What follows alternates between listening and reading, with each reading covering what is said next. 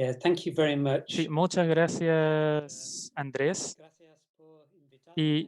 Estoy muy gracias por contento de invitarme. poder hablar en la Estoy muy conferencia, contento de poder pero hablar en esta desafortunadamente conferencia, pero necesito hablar en desafortunadamente inglés. necesito So from hablar now en on, I inglés. will speak Así in que desde English. ahora voy a seguir hablando en I'll just inglés. share my ¿Ok? screen with Simplemente voy a you compartir now mi so you can see pantalla my con slides ustedes, así que ahora quickly. la idea es que puedan ver bien mis diapositivas.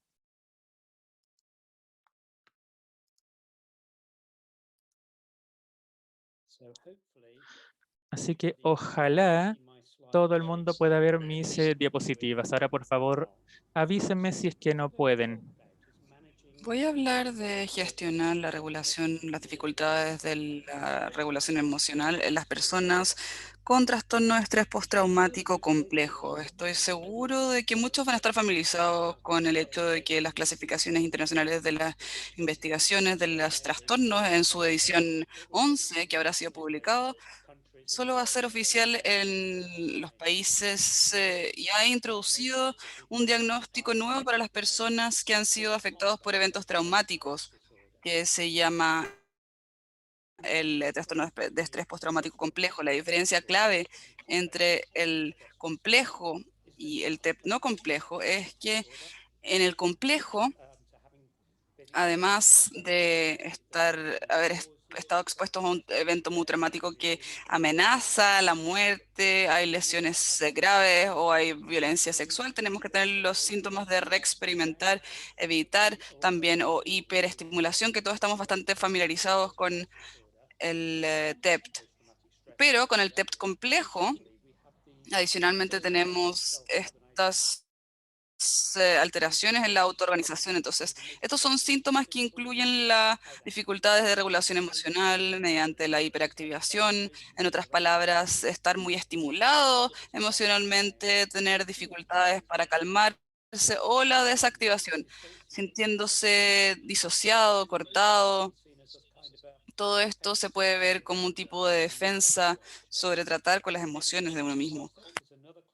El autoconcepto negativo es otro de los síntomas que entran de este grupo de deseo alteraciones, en la autoorganización, sentirse reducido, eh, como que uno no vale nada, o con culpabilidad, desesperanza o vergüenza. Estas para las personas con TEPT complejo. Y finalmente alteraciones o perturbaciones en las relaciones, dificultades persistentes de sentirse bastante cercano a las personas y bajo interés en relaciones o involucramiento social. Entonces, la forma en la cual yo pienso en el TEPT complejo es que cumplimos con los criterios de trastorno de estrés postraumático, más además uno de los conceptos autonegativos y las relaciones alteradas. Como mencionaba Andrés, la Asociación Internacional ISTSS publicó una pauta en 2018 sobre el TEPT complejo y en ese entonces, y sigue siendo igual, había bastante evidencia para desarrollar estas recomendaciones para la prevención y tratamiento del trastorno por estrés postraumático, pero había mucha menos información respecto a realizar recomendaciones para el tratamiento del TEPT complejo.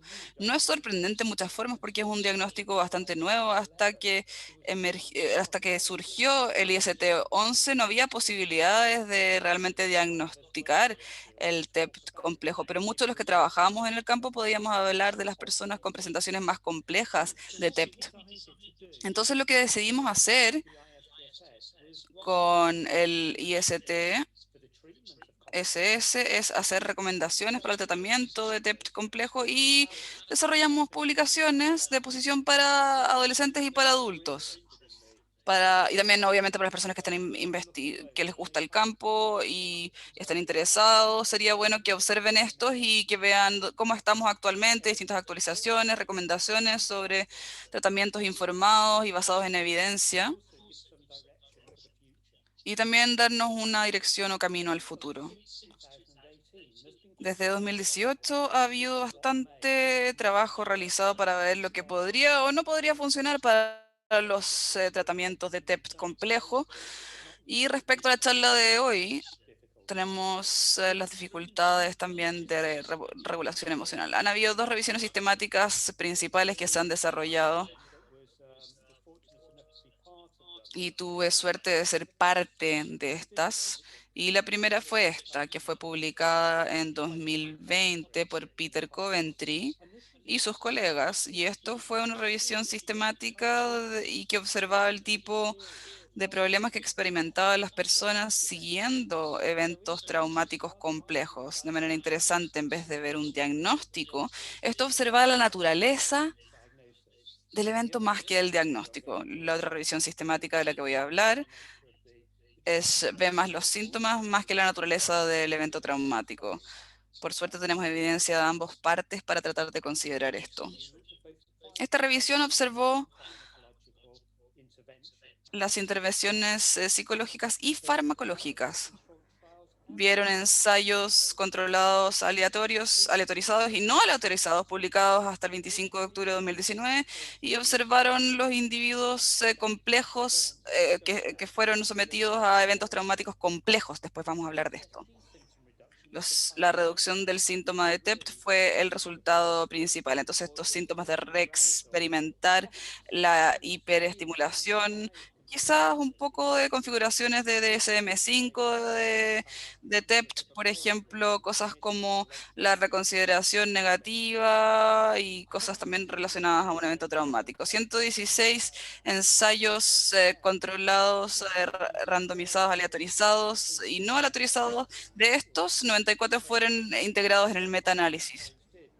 Lo que Coventry y sus colegas hicieron fue que también realizamos algunas metaanálisis de redes de componentes. No estoy seguro qué tan familiarizados van a estar realmente con estas, pero este tipo de análisis se enlazan en una red de distintos estudios que han sido desarrollados, aunque no se comparen directamente un tratamiento con el otro. Entonces nos da algún tipo de idea de la eficacia relativa de distintos tratamientos, a pesar de que no han sido comparados de frente. La edad media fue de 42 años de las personas de este grupo y un 58% de los participantes fueron mujeres en estos estudios.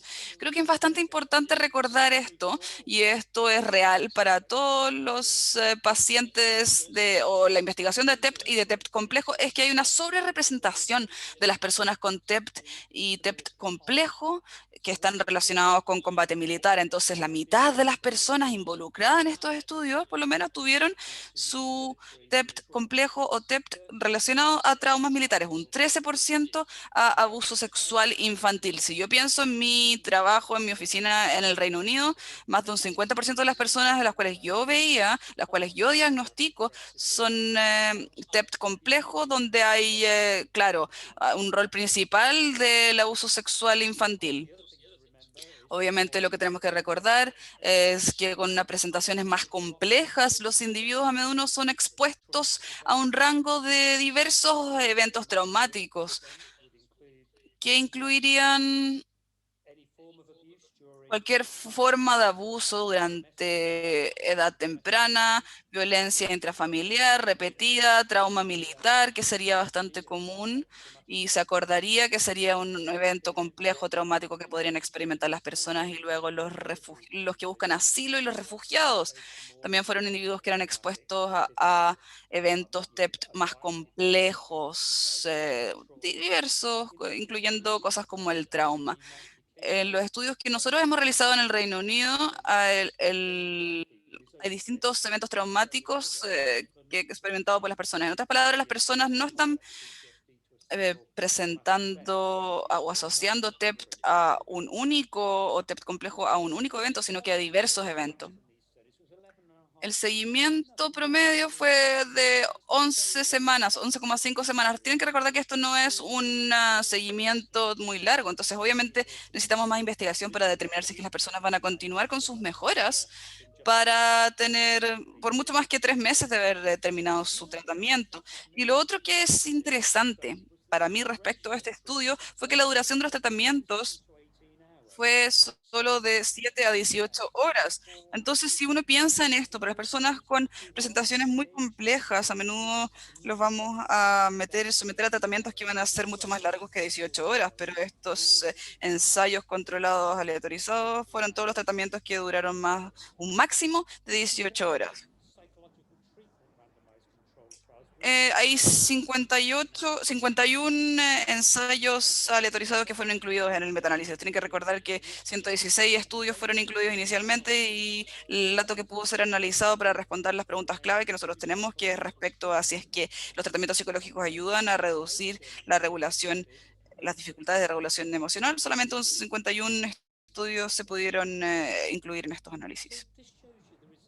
Esto nos muestra entonces los resultados y no quiere decir que, o sea, tenemos la diferencia media estandarizada para los síntomas de TEPT. Estas son escalas continuadas. La escala también de trastorno por estrés postraumático, que tiene distintos puntajes. Mientras más alto sea el puntaje, más severos son los síntomas, más graves son los síntomas de TEPT al día de hoy. Lo que he hecho acá es, le he mostrado distintas barras, gráfico de barras para todos los incluidos, y las rojas son veteranos en los estudios. Después de cada tratamiento puse acá un paréntesis con un número dentro, y este número representa la cantidad de estudios que fueron incluidos en este metaanálisis en particular. Para la desensibilización y reprocesamiento por movimientos oculares hubo 9 estudios. MDR. Y las personas en general les fue bastante bien. Tenemos acá la diferencia media estandarizada que está acá. Y mi forma general de pensar sobre los temas, los efectos y todo esto es pensar en que un tamaño del efecto de menos de 0,5 se considera relativamente pequeño el tamaño, entre 0,5 y 0,8, uno moderado, y sobre 0,8, 0,8 es uno severo, fuerte. Entonces el número 1 es un tamaño de efecto bastante bueno. Si es que observamos, esto obviamente son tratamientos de personas expuestas a eventos traumáticos complejos, pero si vemos un análisis similar con las personas que no tienen trastorno por estrés postraumático, cualquier evento traumático, esto llegaría a 1,2, 1,4. Entonces tenemos tasas más altas de mejora. Sin embargo, no está muy lejos de las personas que tienen TEPT complejo.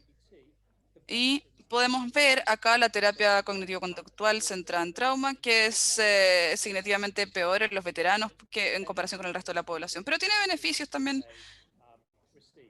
de los tratamientos. Acá hay diferencias leves, no podemos argumentar tanto que hay una diferencia muy grande entre EMDR y la terapia cognitivo-conductual centrada en trauma, pero creemos que es importante mencionar que hay muchos más estudios, que son 3 veces el número de estudios que han observado el CBT enfocado en trauma, y bueno, se ve acá, se compara con el MDR.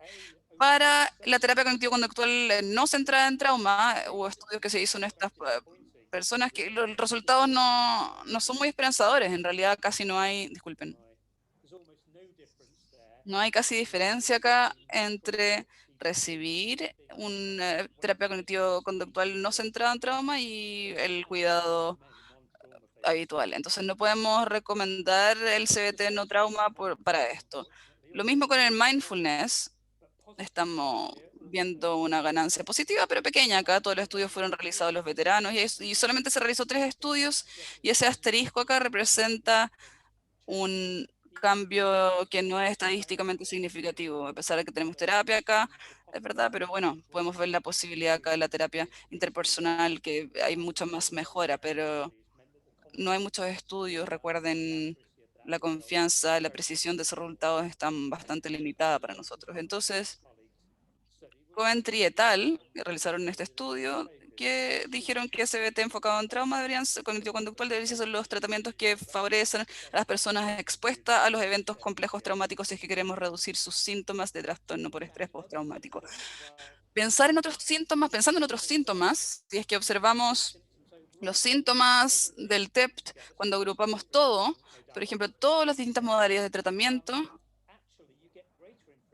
tenemos mejoras mucho más aumentadas para la depresión y para la ansiedad que lo que tenemos para el trastorno por estrés postraumático. Acá Tenemos los veteranos en rojo que utilizamos un control activo versus un control inactivo para la lista de espera. Entonces, no fue sorprendente si es que comparamos, por ejemplo, la terapia cognitivo-conductual centrada en trauma con capacitación o entrenamiento de relajación. Obviamente vamos a tener un tamaño de efecto mucho más bajo que si es que lo comparamos con una lista de espera, una condición de lista de espera. Acá no se ve estadísticamente significativo la calidad de vida, un poco de tendencia que podemos mejorar, pero no es estadísticamente significativa para la diferencia. Y creo que esto eleva preguntas, surgen preguntas en nuestras mentes. Si es que, por ejemplo, llegamos a una mejora, ¿por qué no estamos ayudando a las personas a sentir que su calidad de vida está mejorando? Creo que hay diversas razones para esto. Una es que no todos los estudios midieron la calidad de vida. Quizás estamos teniendo distintos hallazgos como resultado de esto.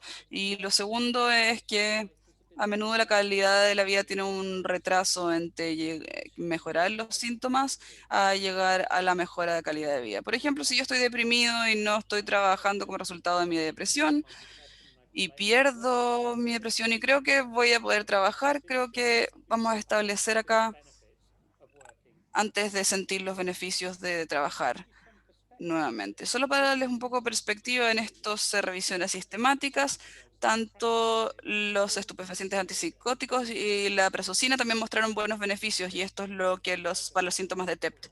Y el tamaño del efecto es de 0,5. Es bastante, son efectos pequeños pero positivos. Entonces las personas que me han escuchado hablar antes van a saber que yo creo que los enfoques farmacológicos de estupefacientes o medicamentos van a tener un rol bastante significativo para las personas que están presentando las dificultades complejas siguiendo eventos traumáticos, obviamente después de un TEPT complejo, que es el que estoy tratando de enfocar en el día de hoy y en el cual trabajo.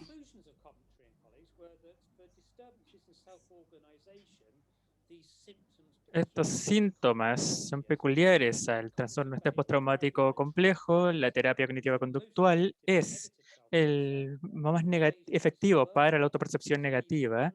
En base a fase es el principal candidato para los problemas interpersonales y lamentablemente es que no hubo una intervención demostrada como efectiva para la desregulación emocional. Entonces, muy pocos de estos estudios de hecho utilizaron resultados que nos ayudarían con eso. Solo algunos se veían prometedores y veían mediciones directas de regulación emocional y de los que lo hicieron probablemente no podemos obtener una buena conclusión a partir de ellos. Entonces, ¿qué recomendaron? Fue utilizar tratamiento psicológico enfocado en trauma, ya sea EMDR o terapia cognitivo-conductual enfocada en trauma, y también estrategias basadas en capacidades de forma flexible. Y es importante pensar más allá únicamente del estrés postraumático. Lo otro que también debiera decir cuando hablo sobre la gente con la que trabajamos, que tiene al menos 6 eventos traumáticos en promedio con lo que están lidiando, también tienen un promedio de entre 3 o 4 trastornos psiquiátricos distintos. Y no estamos hablando de una única condición, ya sea trastorno de estrés postraumático complejo o por su cuenta, estamos hablando de gente que sufre varias condiciones. Y con frecuencia, además de problemas de salud mental, tenemos también problemas de salud física. Y el segundo metaanálisis fue liderado por Thanos Karatsias y este observaba las intervenciones psicológicas para los síntomas complejos del estrés postraumático ICD-11 y este estuvo aún más enfocado en lo que estamos intentando pensar a día de hoy, que es cómo tratar las dificultades en la regulación emocional en el contexto del estrés postraumático complejo. Karatsias y sus colegas vieron todos estos ensayos de control aleatorizados publicados hasta enero 2018. Solamente fueron intervenciones psicológicas en esta revisión y el trastorno de estrés postraumático probablemente con intervenciones y síntomas de la autoorganización fue lo que se recomendó antes de efectivamente poder incluirlo en este estudio.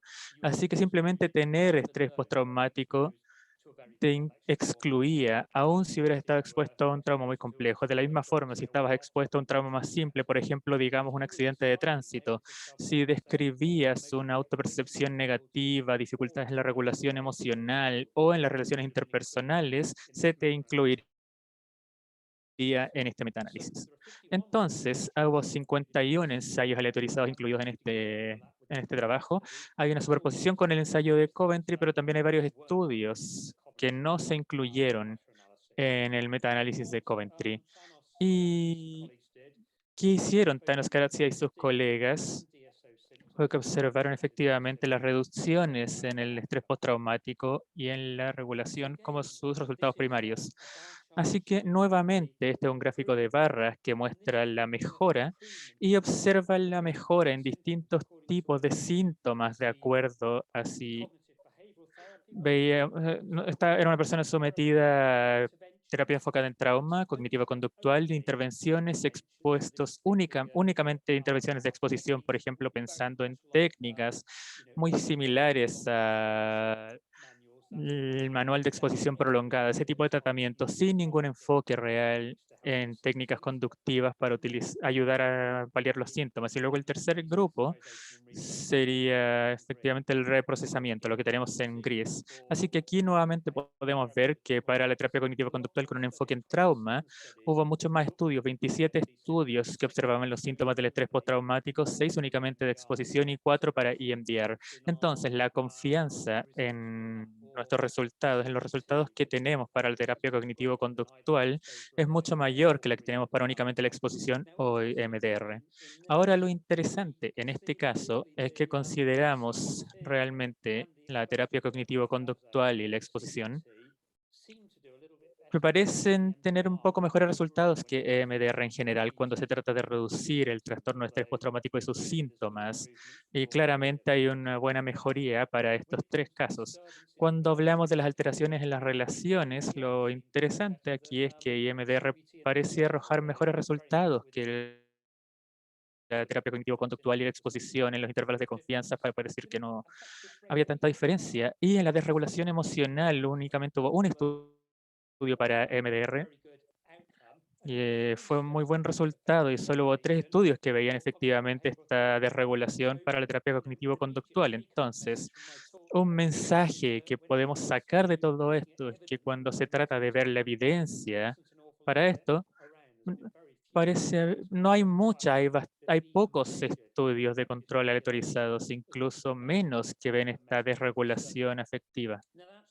Ahora bien, no digo que para los otros 24 estudios que tenemos aquí, que efectivamente sí habían medido esta regulación emocional, que no hayan tenido mejoras. El tema es que no sabían la respuesta. Ciertamente, anecdóticamente y a partir de mi propia experiencia clínica, yo creo que sí podemos ver una buena regulación emocional en muchas personas que se trata exitosamente con dificultades complejas o un trastorno de estrés postraumático complejo con esta terapia de MDR enfocada en trauma y cognitivo-conductual. En la autopercepción negativa, nuevamente, tenemos una cierta evidencia de mejoras y cuando vemos un híbrido donde intentamos combinar tanto el estrés postraumático y los síntomas de TSO en conjunto, los 3 tuvieron buenos resultados y de hecho EMDR parece que tuviera incluso mejores resultados que los otros 2, pero también tiene que ver mucho con los tamaños de muestras. Entonces, a pesar que trabajo de Karatsias y otros, ninguno de estos estudios dicen, ok, había que tener un trastorno de estrés postraumático complejo para incluirse porque no era un diagnóstico cuando se hicieron estos estudios. Simplemente buscaban los síntomas característicos del estrés postraumático complejo y ahí obtuvimos buena evidencia que la terapia cognitivo-conductual, el trabajo de exposición y MDR también podían ser útiles para la gente que tenía esta presentación de síntomas. La mindfulness y la terapia interpersonal también mostraron resultados prometedores, pero había muy pocos estudios para ambos. Por eso es que no las puse en el gráfico. Y simplemente para que lo sepan, cosas que considerar al interpretar lo que estoy mostrando aquí, es que si recibe, por ejemplo, el cuidado usual, suele ser un peor resultado en comparación al control de la lista de espera. Entonces, algo importante que recordar, la calidad del estudio también. Mientras peor fuera la calidad del estudio, peor era el resultado también del estudio. Para ser honesto, suele ser al revés, pero en este metaanálisis, a peor calidad, peor resultado. Y también, si los eventos traumáticos empezaban en la infancia, tendías lamentablemente a tener un peor pronóstico que si reportabas esto únicamente en la adultez. Así que es algo importante a considerar. Y también encontré que no era posible, con la cantidad de estudios que se observaron, abordar si efectivamente los tratamientos por fases eran mejores que los no por fases o al revés. Así que nuevamente vamos a llegar a discutir eso en más detalle y es algo importante para considerar que no hay suficiente evidencia en este momento para decir cuál de estos dos enfoques es mejor. Entonces, un enfoque por fases es algo que me gusta bastante, de hecho, en mis tratamientos para la gente que presenta este estrés postraumático complejo. ¿Y qué sucede con este enfoque? Es que debiéramos iniciar, intentar estabilizar a la gente antes de pasar a una terapia más enfocada en el trauma. Para algunas personas se acercan a nosotros ya lo suficientemente estables para pasar directamente a una terapia basada en trauma o enfocada en trauma. Pero la gente menos estable, creo que es mejor dedicar algo de tiempo a estabilizarlas, a pesar que dije que no hay evidencia directa de cualquier caso. Pero claramente pensando en una jerarquía de necesidades, si la gente tiene dificultades físicas, dificultades financieras, de alojamiento, no tienen acceso a buena alimentación, entonces también son cosas que es bueno abordar primero, antes de pasar a un tratamiento psicológico. Y de la misma forma, ayudar a la gente a estar en un nivel emocional estable, donde puedan tolerar y enfocarse en algunos de los tratamientos que vamos a estar haciendo con ellos. Es decir, que sabemos que no es lo más fácil de iniciar ni de hacer. La gente tiene que estar muy enfocada en la situación, en mi experiencia, como para poder sacarle el provecho suficiente. Y claramente la estabilización emocional involucra también factores sociológicos, psicológicos y farmacológicos, entre otros. Y gran parte de lo que vamos a hacer va a ser enfocarnos más en los factores psicológicos el día de hoy. Este enfoque realmente dice que una vez que hemos estabilizado a la gente, podemos aplicar una terapia enfocada en el trauma y una vez que la gente completa esta terapia, entonces les ayudamos a integrarse a nuevas situaciones. Por ejemplo, los refugiados, gente que busca asilo en otros países. Luego, la integración podría ser, por ejemplo, una nueva comunidad, un nuevo entorno, un nuevo país, por ejemplo. Veo muchas personas, por ejemplo, que han sufrido violencia doméstica y claramente la integración pasa a medir a poder vivir con otras personas, normalmente solucionar los problemas de esas circunstancias que claramente la gente tiene que integrar primero para poder avanzar y no volver a como estaban antes. Y la idea es poder mejorar en su calidad de vida a futuro. Entonces, hay distintas formas de intentar estabilizar a la gente, pero uno de los modelos que me gusta bastante es el que desarrolló Marilyn Cloyter y sus colegas a principios de los años 2000, por allá por el 2002. Este libro, de hecho, fue publicado y luego se lanzó una versión actualizada en el 2020, y ciertamente quienes traten a sobrevivientes de abuso infantil y trauma interpersonal. Para estas personas creo que efectivamente un muy buen libro lleno de consejos y anécdotas útiles. Y sí, efectivamente, por cierto, no tengo conflictos de interés ni nada para recomendar este libro. Así que este libro realmente argumenta que inicialmente la gente se beneficia al tener sesiones de 8 sesiones de 1 hora de capacidad de entrenamiento en capacidades emocionales, habilidades interpersonales y de relaciones. Entonces, al principio no es enfocado en el trauma, sino que es para que la gente desarrolle estas capacidades. El argumento para esto es que la gente que ha sufrido abuso durante su infancia no tuvo la oportunidad de aprender algunas de estas habilidades básicas que con frecuencia damos por sentadas. Si hemos tenido, por ejemplo, una infancia normal, con cariño. Y esto también aplica a gente que quizás no sufrió tanto en su infancia, pero olvidó estas habilidades, que se vieron sometidos a situaciones que desafiaron estas habilidades que habían olvidado. Por ejemplo, quizás violencia doméstica, refugiados, experiencias quizás en la adultez. Y es importante también decir que a pesar que estoy hablando sobre evidencia limitada para este enfoque por fases, hay buena evidencia en ensayos de control aleatorizados que esto efectivamente ayuda a la gente. Entonces, esto es lo que llamamos un gráfico de bosque que nos muestra todos los ensayos aleatorizados que se han realizado. Entonces, es para la terapia cognitiva conductual con un enfoque en el trauma, cuando se trata de ver el desarrollo de la evidencia para recomendar esto efectivamente en el tratamiento de trastorno de estrés postraumático. Y aquí podemos ver donde tengo mi cursor, Cloitre 2002. Y si seguimos esa línea hasta el otro lado, podemos ver una línea horizontal aquí, que es, perdón, que está bastante a la izquierda de la barra vertical, lo que quiere decir que fue clínica y estadísticamente significativo en ese ensayo donde la gente recibió la terapia STAIR seguida por exposición prolongada, y esto sirvió con la gente que recibió esta intervención de lista de espera y luego tuvo este tratamiento más adelante. Entonces, ¿qué es este entrenamiento en habilidades de regulación afectiva interpersonal? Bueno, es un tratamiento que se ha desarrollado específicamente para el estrés postraumático complejo ICD-11. Se basa en el trabajo de Marilyn Cloitre, y de hecho Marilyn es una de los principales autores de este trabajo también, y intenta lidiar con 3 grupos de alteraciones en la autoorganización: autopercepción negativa, regulación emocional, dificultades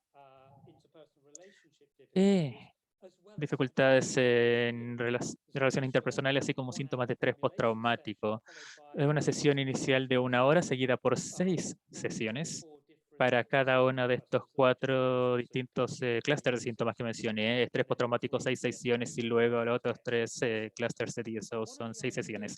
Y una de las ideas que tiene esto es que puede hacerlo por fase, de acuerdo a las necesidades individuales de cada persona. Si una persona, por ejemplo, presenta más dificultades en sus relaciones interpersonales, puedes querer empezar con el módulo de relaciones interpersonales. Si está más en el lado de la regulación emocional, quizás sea mejor empezar con ese módulo. Si no tienen una autopercepción negativa, quizás ni siquiera vayas a utilizar ese módulo en tu paquete de entrenamiento, y quizás hagas 6 sesiones para los otros módulos. Entonces tienes 19 sesiones en total en vez de 25 sesiones para esta intervención. Así que esto es claramente algo que avanza mucho más hacia un enfoque personalizado al tratamiento de la gente que sufre trastorno de estrés postraumático complejo.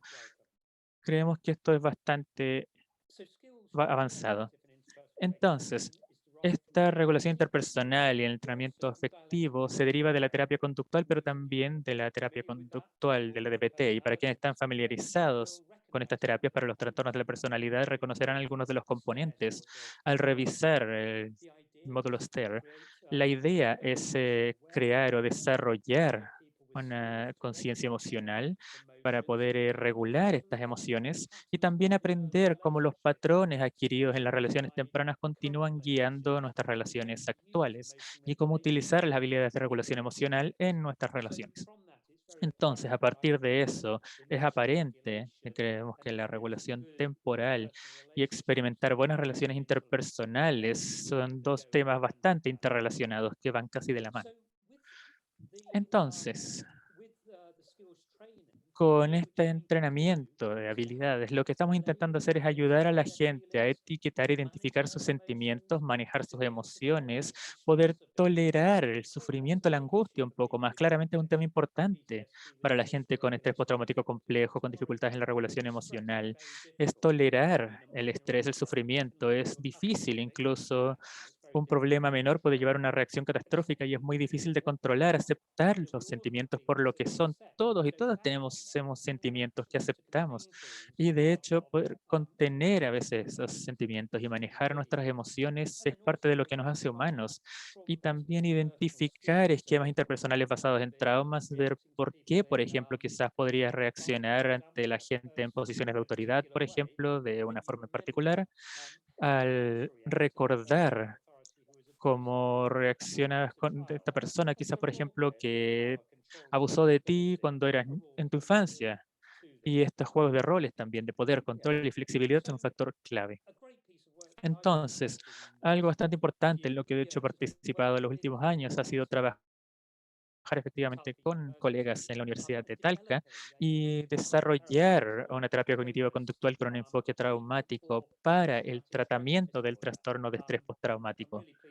Y me alegra mucho decir, eh, bueno, hemos dedicado bastante tiempo también con Carolina Salgado, Andrés Fresno, Rosario, Nadia Ramos y Daniel Núñez. Hemos logrado tratar exitosamente a gente con presentaciones complejas de estrés postraumático utilizando este manual. Daniel, de hecho, realizó bastante trabajo muy positivo y empezamos más trabajo de esto también. Así que es una colaboración muy positiva, creo yo, entre Chile y Gales, que es de donde yo vengo. Entonces, uno de los aspectos que determinamos cuando estábamos desarrollando este trabajo fue que era realmente importante intentar trabajar en la regulación emocional, pensando en la persona promedio, por así decirlo, con estrés postraumático o todo estrés postraumático complejo que vamos a presentarle a estos servicios de tratamiento en Chile. Entonces, de hecho, con ayuda y apoyo de Marilyn Cloyd, adaptamos algunos de los módulos del manual STAIR a este manual colaborativo entre Cardiff y Talca. Y lo que voy a hacer es simplemente darles algunos ejemplos de lo que hacemos a partir de esto.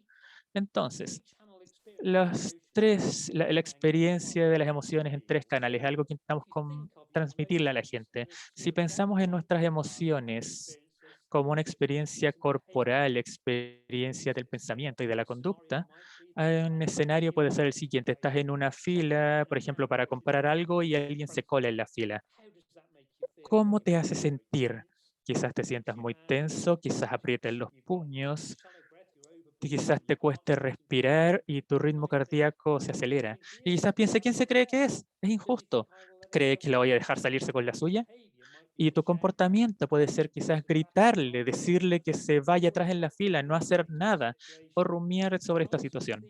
Y obviamente estos pensamientos y comportamientos y las sensaciones corporales son muy comunes en todos nosotros. Y la mayoría de nosotros, si queremos lidiar con estas situaciones de forma apropiada, vamos a aprender alguna forma de adaptar nuestro comportamiento de tal forma que logre un resultado que A sea satisfactorio y B no cause demasiada angustia futuro. Entonces, intentamos ayudar a la gente a desarrollar una variedad de distintas herramientas que pueden utilizar para regular sus emociones y nuevamente usan estos distintos canales. Entonces, para el cuerpo enseñamos a la gente a desarrollar una respiración más precisa, controlar su respiración, técnicas de aterrizaje para efectivamente ayudarles a aterrizar en la realidad más que disociarse quizás o perder el control. Y también básicamente técnicas de relajación. Entonces, definitivamente no estamos reinventando la rueda en este caso. Y yo creo que todas estas técnicas son cosas que probablemente vamos a usar con mucha frecuencia de todas formas.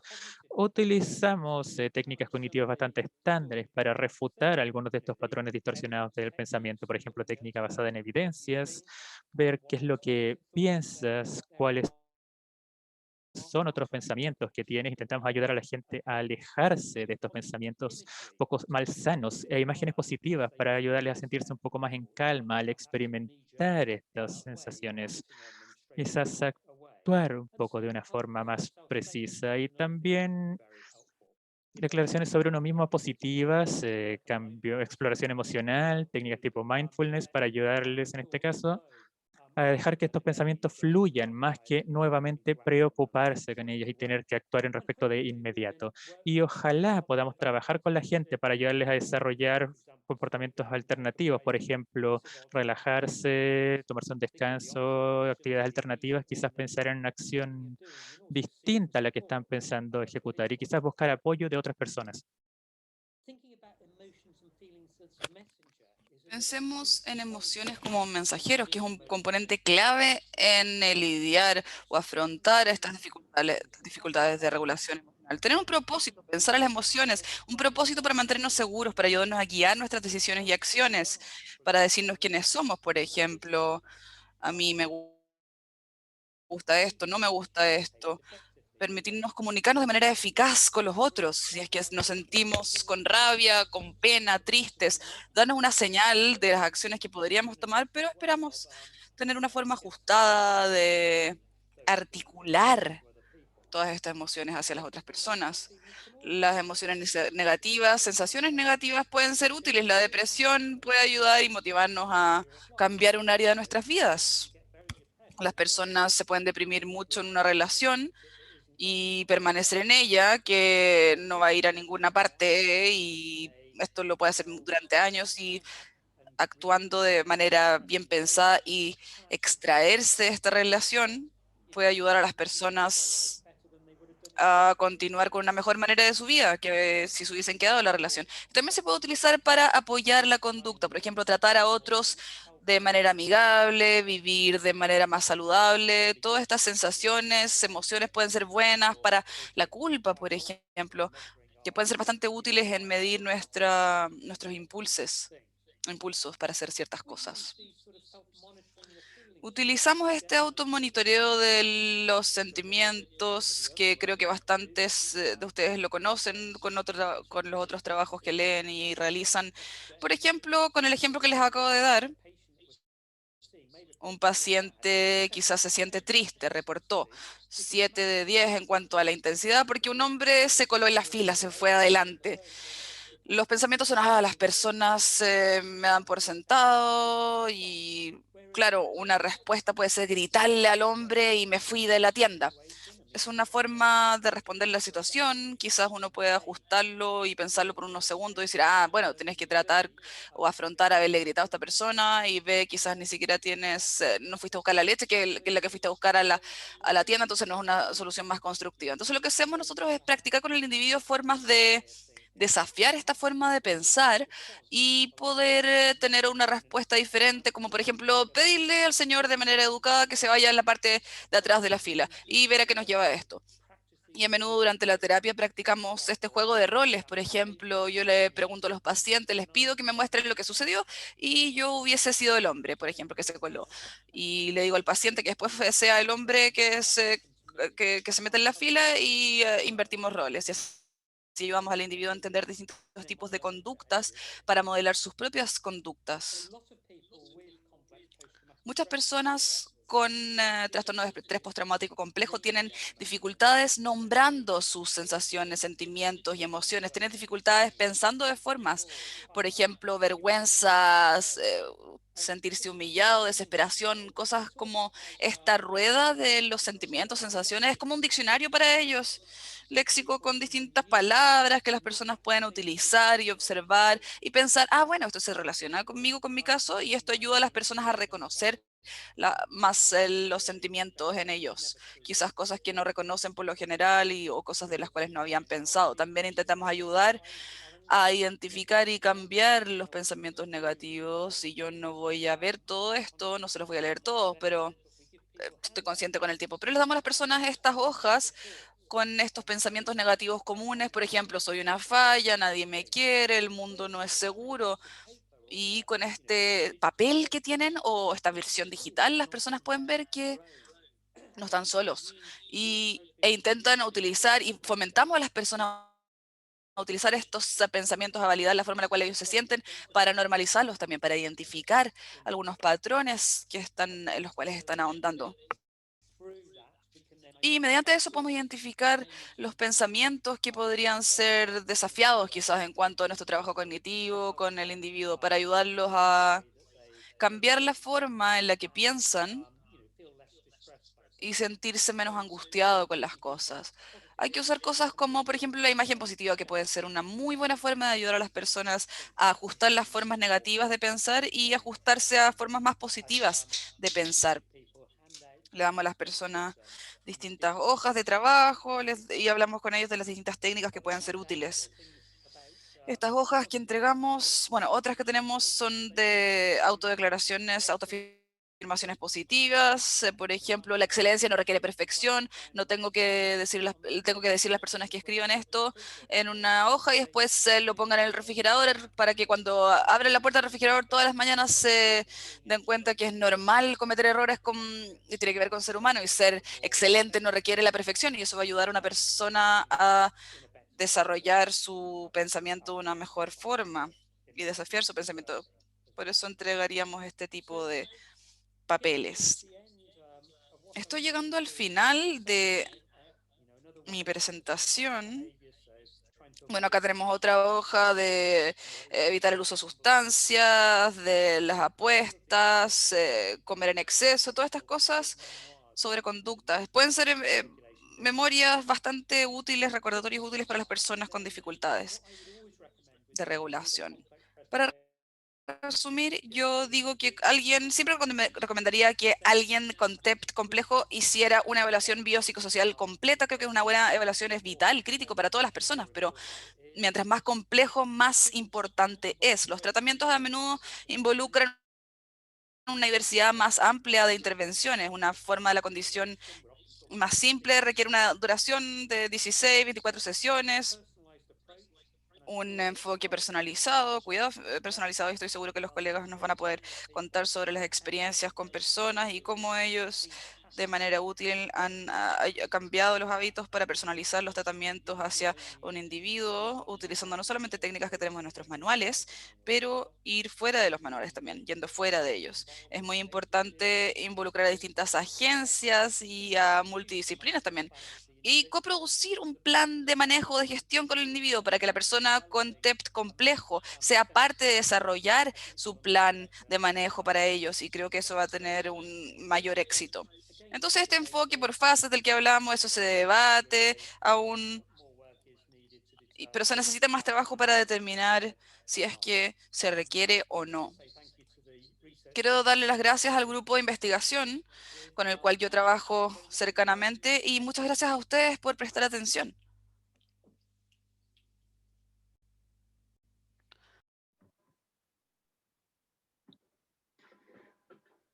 Thank you very much, John, for your Muchas gracias, Jonathan, por tu presentación muy interesante. esta presentación tan interesante que da una visión global sobre la regulación emocional y el trastorno de estrés postraumático complejo y las distintas intervenciones que cuentan con evidencia hasta este momento para abordar los componentes relacionados con regulación emocional en este tipo de trastorno. Muchas gracias, John. Ahora vamos a pasar a la ronda de preguntas. Tenemos un poco de tiempo. Y quisiera primero que nada agradecer las preguntas muy interesantes que han hecho durante la conferencia.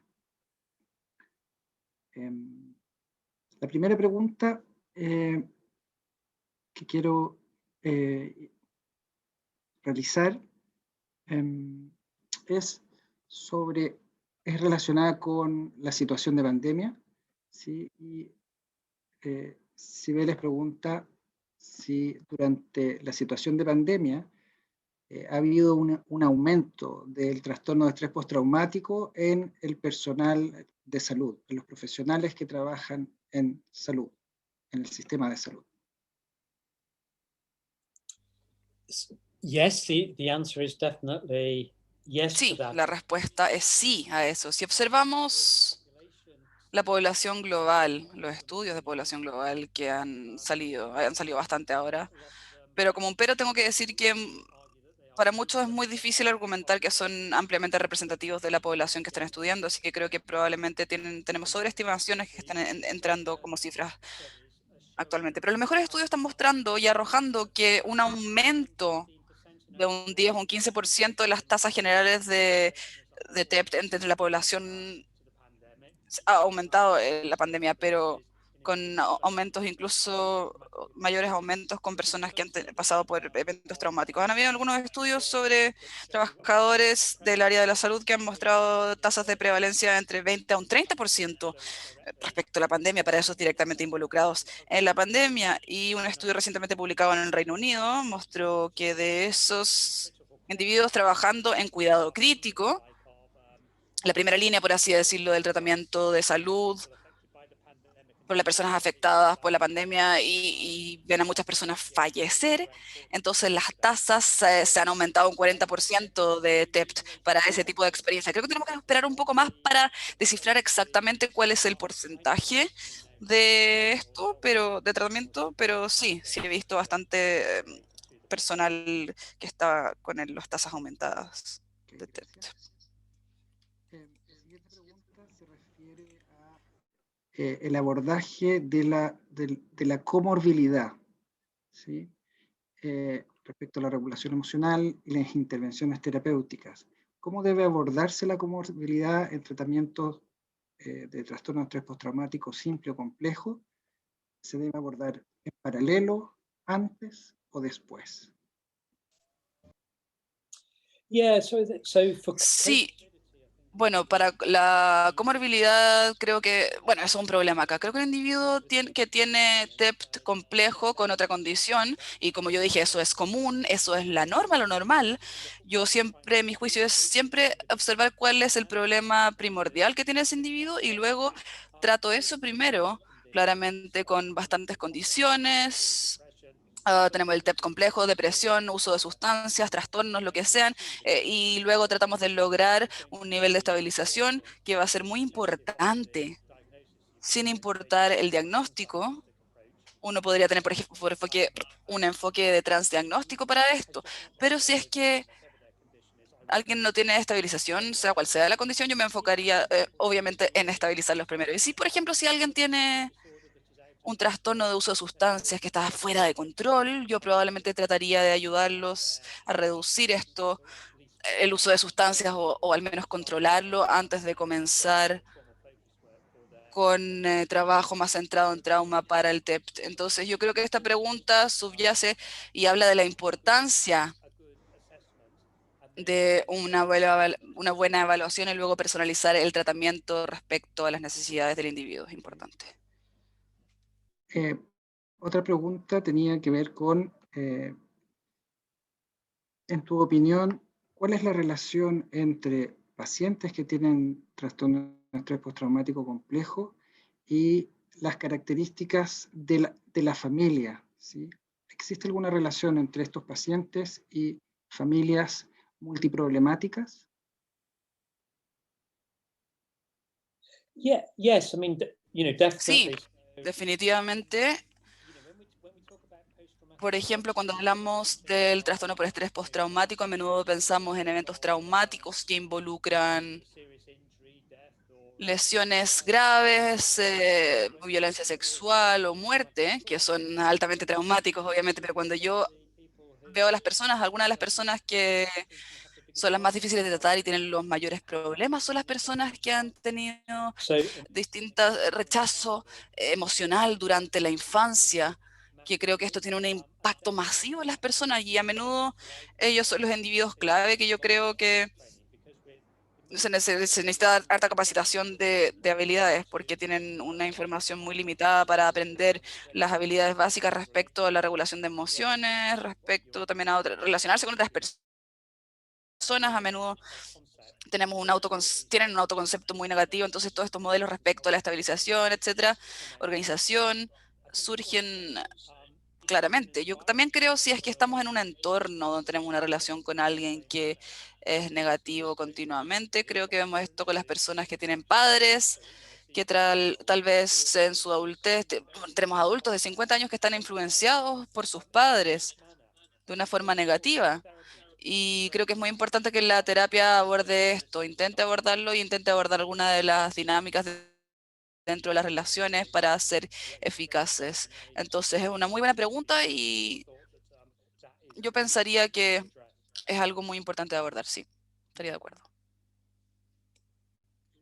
También quieren saber si tú conoces alguna evidencia respecto a los tratamientos psicodinámicos para el trastorno de estrés postraumático complejo. yes, so there is Sí. no good evidence. There are no. Hay buenas evidencias al respecto. Estos ensayos controlados aleatorios que utilizan esta terapia psicodinámica para el TEPT complejo e incluso para el TEPT cuando vimos todas las intervenciones y no hay ningún ensayo controlado aleatorizado que podamos recomendar, pero sí hay ensayos muy inicios de Simcampro en Holanda y volvemos a los 80 también que parecen indicar algún tipo de impacto positivo sobre un tiempo limitado como un enfoque, un enfoque psicodinámico de 16 sesiones, limitado en tiempo, pero creo que el mantra antiguo de la ausencia de evidencia no quiere decir evidencia, estos no van a ser eficaces, es real. Sin embargo, creo que deberíamos esperar y buscar evidencia de cosas, pero actualmente ya que tenemos buena evidencia de ciertas intervenciones, por ejemplo, tenemos la terapia cognitivo-conductual centrada en trauma, que tiene buena evidencia. Deberíamos ofrecerle eso a las personas como su elección. Habiendo dicho esto, yo encuentro que la teoría de apego es bastante útil en entender y tratar a las personas con TEPT complejo, pero creo que cuando vemos la terapia también conductual, hay bastante terapia de apego que está relacionada, entonces creo que tenemos a John Bowlby, que es el del Reino Unido, que realizó mucho trabajo sobre el apego hace algunos años. Muchas de sus publicaciones tienen sentido para mí, los ayudo para mis formulaciones con las personas y mi enfoque a las personas respecto a entender los apegos en la vida con distintas personas y probablemente lo voy a dejar como terapeuta, sí. Okay. Y una última pregunta relacionada a... Hay muchas preguntas súper interesantes todas. Lamento que no tengamos más tiempo para discutirlas. Una última pregunta respecto al tratamiento farmacológico. ¿Sí? Tiene dos partes la pregunta. ¿Qué tratamiento farmacológico se recomienda para trastorno estrés postraumático simple y trastorno estrés postraumático complejo? ¿Hay diferencias? Y la otra pregunta es, pacientes que están tomando benzodiazepinas, ¿en qué momento deberían empezar el tratamiento de estrés postraumático, MDR o terapia cognitiva? It's two questions. Yeah, no, they're good questions as well. Son buenas preguntas también.